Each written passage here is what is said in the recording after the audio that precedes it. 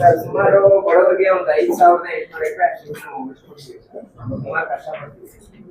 ನಮ್ಮ ಹತ್ರ ಈ ವ್ಯಕ್ತಿ ಇವರು ಜಮೀನ್ದಾರರು, ಸಮುದಾಯ ಅಲ್ಲ, ಜಮೀನ್ದಾರರು. ತುಂಬಾ ಇವ್ರು ಏನ್ ಮಾಡ್ತಾರೆ, ಒಂದು ಟೈಮಲ್ಲಿ ಊರಿಂದ ಹೋಗಿ ಕೆರೆ ಕಡೆ ಎಲ್ಲ ಇದು ಮಾಡಿ ಇವ್ರ ಜಮೀನುಗಳಿಗೆಲ್ಲ ಬೇರೆಯವರು ಒತ್ತುವರಿ ಮಾಡ್ಕೊಂಡಿರ್ತಾರೆ.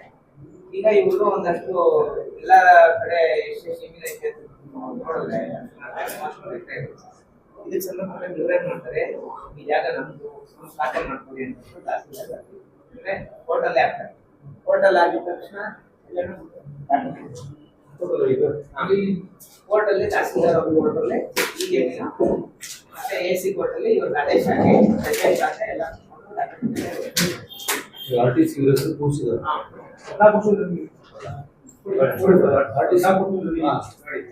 ಪಾಪ ದೇವರಿಗೆ ಸುಮಾರು ದಿನದಿಂದ ಕಷ್ಟ ಪಡ್ತಾನೆ ಇದ್ದಾರೆ ಸರ್. ಏನು ಬೇರೆ ಏನು ತೊಂದರೆ ಇಲ್ಲ. ಲಕ್ಷ್ಮಯ್ಯ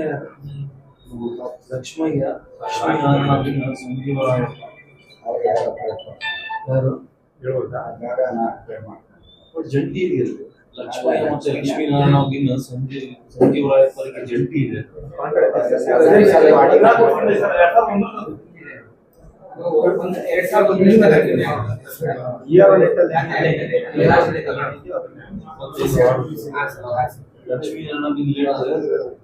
ಚಂದ್ರಗೌಡ, ಶಶಿಕುಮಾರ್,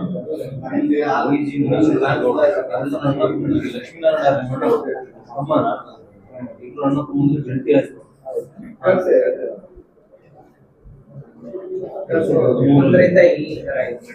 ಸರ್, ನಮ್ಮ ಯಲಹಂಕ ತಾಲೂಕ್ ಕಚೇರಿಯಲ್ಲಿ ಒಂದು ಗಂಭೀರವಾದಂತ ಒಂದು ವಿಚಾರ ಅಂದ್ರೆ ಬಡವರ ಜಮೀನು ಯಾವ ತರ ಕಬಳಿಕೆ ಮಾಡ್ತಾರೆ ಅಂತ ಹೇಳ್ಬಿಟ್ಟು ತೋರಿಸ್ಕೊಡೋದಕ್ಕೆ ಈ ಒಂದು ಪತ್ರಿಕಾಗೋಷ್ಠಿ ಮಾಡ್ತಾ ಇರೋಂಥದ್ದು ತಹಸೀಲ್ದಾರ್ ಅವ್ರನ್ನ ಭೇಟಿ ಆಗಿರೋಂಥದ್ದು. ಏನ್ ವಿಚಾರ ಅಂದ್ರೆ ನಮ್ಮ ಶಿವನಹಳ್ಳಿ ಗ್ರಾಮ ಸರ್ವೆ ನಂಬರ್ 57ರಲ್ಲಿ 1 ಎಕರೆ 22 ಗುಂಟೆ ಜಮೀನು ಇರ್ತೈತೆ ಅಣ್ಣ. ಈ ಜಮೀನು ಮೂಲ ಬಂದು ಮುನಿಚಂದ್ರೇಗೌಡ ಅಂತ ನೋಡಿ, ಇವ್ರ ಡ್ಯಾಡಿ ಮುನಿಚಂದ್ರೇಗೌಡ ಅಂತ. ಇವ್ರ ಡ್ಯಾಡಿ ಏನ್ ಮಾಡ್ತಾರೆ, ಇಂಟರ್ಕ್ಯಾಸ್ಟ್ ಮ್ಯಾರೇಜ್ ಮಾಡ್ಕೊಂತಾರೆ.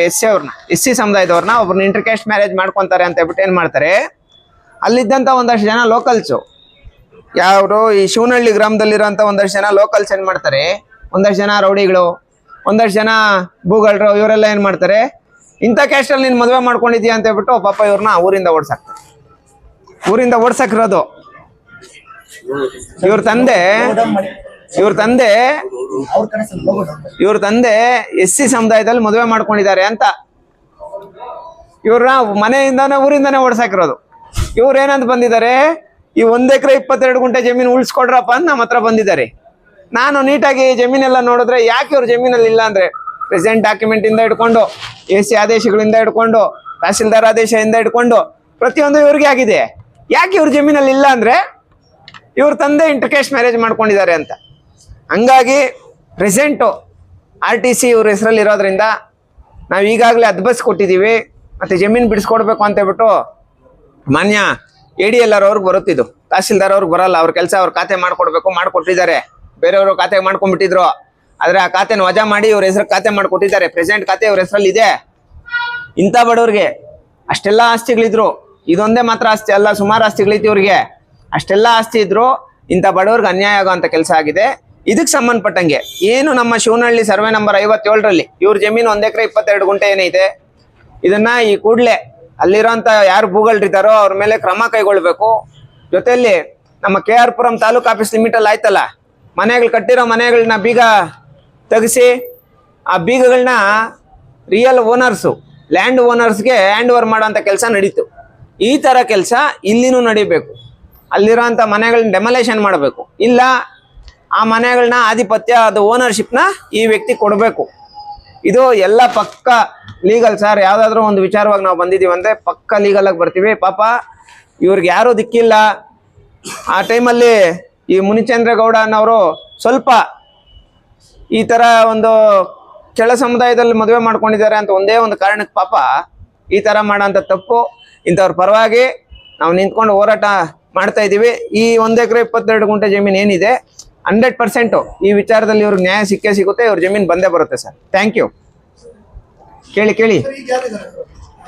ಈಗ ಜಾಗದಲ್ಲಿ ಒಂದಷ್ಟು ಜನ ಇದ್ದಾರೆ.